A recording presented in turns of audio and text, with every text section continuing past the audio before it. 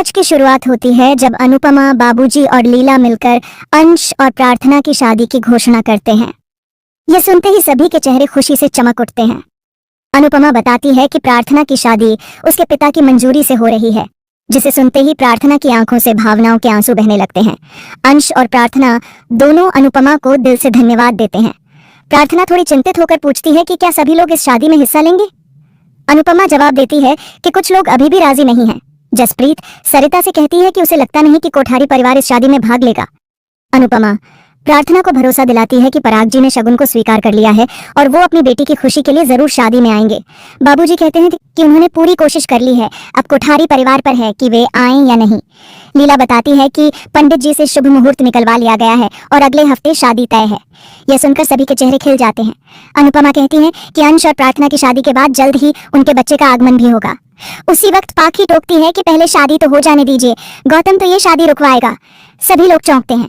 अनुपमा तुरंत पाखी के मुंह में लड्डू डाल देती है और कहती है कि उसकी बातों में अब मिठास नहीं रही। वह उसे सकारात्मक सोच अपनाने की सलाह देती है। तोशु पाखी की फोटो खींच लेता है। लीला भी पाखी को समझाती है। अनुपमा शादी की तैयारी में इतनी मग्न हो जाती है कि डांस करने लगती है और बाकी सभी भी झूमने लगते हैं। बाद में अंश चिंता करता है कि अनुपमा कैसे डांस प्रतियोगिता और शादी की तैयारी साथ में करेगी। उसकी पूरी टीम भी परेशान दिखती है, लेकिन अनुपमा उन्हें आश्वस्त करती है कि वह दोनों काम बराबरी से निभा लेगी। सरिता भी उसकी बात से सहमत होती है। अंश और प्रार्थना थोड़े परेशान रहते हैं, लेकिन अनुपमा उन्हें चिंता न करने का भरोसा देती है। इस बीच तोशु सोच में डूबा होता है कि अगर कोठारियों की बेटी इस घर की बहू बनेगी तो इससे हमारे घर की हैसियत बढ़ेगी। पराग कोठारी ने अपनी बेटी के लिए बहुत कुछ संजोया होगा, शायद उसमें से कुछ मेरे हिस्से भी आ जाए। ये ख्याल उसे खुश कर देता है।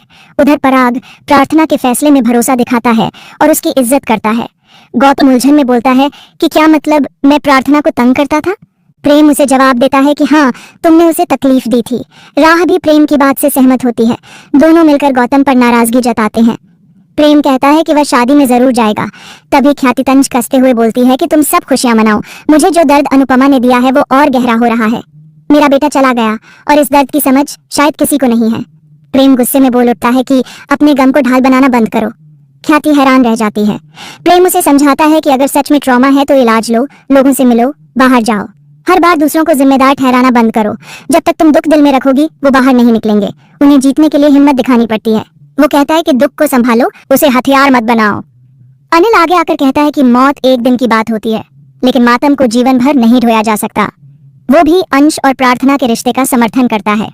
प्रेम कहता है कि वो इस शादी में शामिल होगा। पराग साफ करता है कि वह किसी को रोकेगा नहीं, लेकिन खुद शादी में नहीं आएगा। गौतम सोचता है कि वह किसी भी हालत में ये शादी नहीं होने देगा।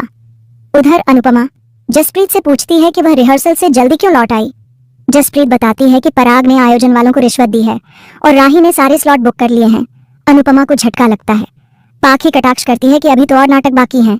जसप्रीत और पाखी के बीच बहस छिड़ जाती है। अनुपमा दोनों को शांत कराती है और कहती है कि कोई हमारी रिहर्सल की जगह छीन सकता है, लेकिन हमारा हुनर नहीं। वह कहती है कि हम रिहर्सल भी करेंगे और शादी में भी धूम मचाएंगे। सरिता उसकी बात का समर्थन करती है। अनुपमा सभी का धन्यवाद करती है। सरिता कहती है कि हम सब एक परिवार हैं। बाबूजी अनुपमा से भावुक होकर कहते हैं कि कुछ दिन पहले हम तुम्हें तरसते थे और आज तुम घर में हो। किसे पता था कि वक्त सब कुछ बदल देगा। अनुपमा जवाब देती है कि जिंदगी का कोई भरोसा नहीं। बाबूजी पूछते हैं कि वह शादी और डांस दोनों कैसे मैनेज करेगी। अनुपमा कहती है कि अंश की शादी में कोई कमी नहीं रहने देगी। वह समर को याद कर भावुक हो जाती है और बाबूजी उसे दिलासा देते हैं। उधर राही परी को डिजाइनिंग करते हुए देखती है। परी कहती है कि वह अंश की शेरवानी डिजाइन करेगी। एक तरफ भाई और दूसरी तरफ ननद, शादी में दोहरी खुशी होगी। परी पूरे जोश से शादी और डांस प्रतियोगिता की तैयारी करने का निश्चय करती है। वह राही से पूछती है कि क्या वह शादी में शामिल होगी। राही चुप हो जाती है। परी कहती है कि सिर्फ अंश और प्रार्थना की खुशी के बारे में सोचो। राजा और प्रेम जा रहे हैं तो आपको भी चलना चाहिए। आप अंश के बहुत करीब हो तो आपको जरूर जाना चाहिए। अंश को माँ बाप की कमी खलेगी, हम उसे पूरा नहीं कर सकते, लेकिन उसका साथ तो दे सकते हैं। तभी ख्याति बीच में आकर कहती है कि राही कहीं नहीं जाएगी। वह परी को सख्ती से बोलती है कि प्रार्थना की शादी में न तुम जाओगी न राही। परी सवाल करती है कि जब प्रेम जा रहा है तो हम क्यों नहीं जा सकते। ख्याति बोलती है कि उसे जाने दो, लेकिन तुम लोग नहीं जाओगे। इस घर की कोई बहू नहीं जाएगी। परी गुस्से में कहती है कि यह कैसा नियम है कि बेटा जा सकता है लेकिन बहू नहीं। मेरे पापा ने कहा है कि मैं जा सकती हूँ। ख्याति गुस्से से कहती है कि मैं मना कर रही हूँ और वहां से चली जाती है। परी गुस्से में कहती है कि यह कैसी तानाशाही है, क्या सारे नियम बहुओं के लिए हैं। अंश और प्रार्थना ने इनका क्या बिगाड़ा है? हमारी क्या गलती है? हम अपने भाई की शादी में क्यों नहीं जा सकते? वह राही से कहती है कि आप गलत के खिलाफ आवाज क्यों नहीं उठाती? राही उदास हो जाती है। अगली सुबह अनुपमा, प्रार्थना और लीला मिलकर सूर्य को अर्घ्य देती हैं और भगवान से प्रार्थना करती हैं कि शादी शुभता से हो। लीला कहती है कि प्रार्थना इस घर की बहू बनने जा रही है, उसे सब कुछ सिखा दो। अनुपमा कहती है कि अगर मैं यहाँ नहीं होती तो आप क्या करती?